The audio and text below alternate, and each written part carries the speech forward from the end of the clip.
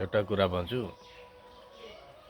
अगर तपाईँ कुनै पोलिटिकल अर्गनाइजेसनसँग जडित हुनुहुन्छ भने नि एउटा कुरा सधैँभरि याद राख्नु, कुनै पोलिटिकल प्लेटफर्ममा हुँदाखेरि आफ्नो गाउँमा आफ्नो ठाउँमा विभिन्न दलका सदस्यहरू पनि हुन्छन् त। आफ्नो दलको सरकार छ भने अरू विरोधी दलका कुनै पनि सदस्यहरू हुन् वा कार्यकर्ताहरू, उनीहरूसँग दुश्मनी कहिले पनि नगर्नु। किनभने सरकार छन्जेल तपाईँले उनीहरूसँग आफ्नो पावर देखाउनुहुन्छ। सरकार गएपछि तिनै गाउँवासीसँग बस्नुपर्छ। सरकार हुन्जेल मात्रै तपाईँको अस्तित्व रहन्छ।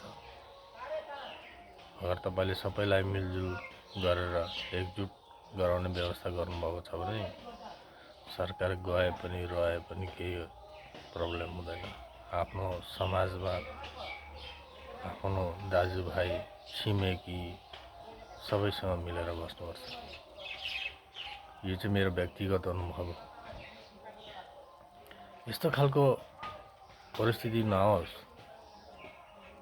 जे आफ्नो सरकार, आफ्नो दलको सरकार यदि नहोस् त्यो टाइममा तपाईँले जसलाई तुष्य ताच्छिल्य गर्नुभएको छ आफ्नो सरकार हुँदाखेरि पावर देखाएर, क्षमता देखाएर, अगर सरकार नहुनु भने त्यो समयमा तपाईँलाई पनि उनीहरूले त्यस्तै खालको ट्रिट गरेको हुन्छ। र एउटै कुरो भन्न चाहन्छु, जस्तो परिस्थितिमा रहे पनि आफूले सबैसँग आफ्नो गाउँ समाज, दाजुभाइ, छिमेकी, इष्टमित्र सबैसँग एउटै लेभलमा बस्नुपर्छ। सबैसँग मिलेर बस्नुपर्छ। धन्यवाद।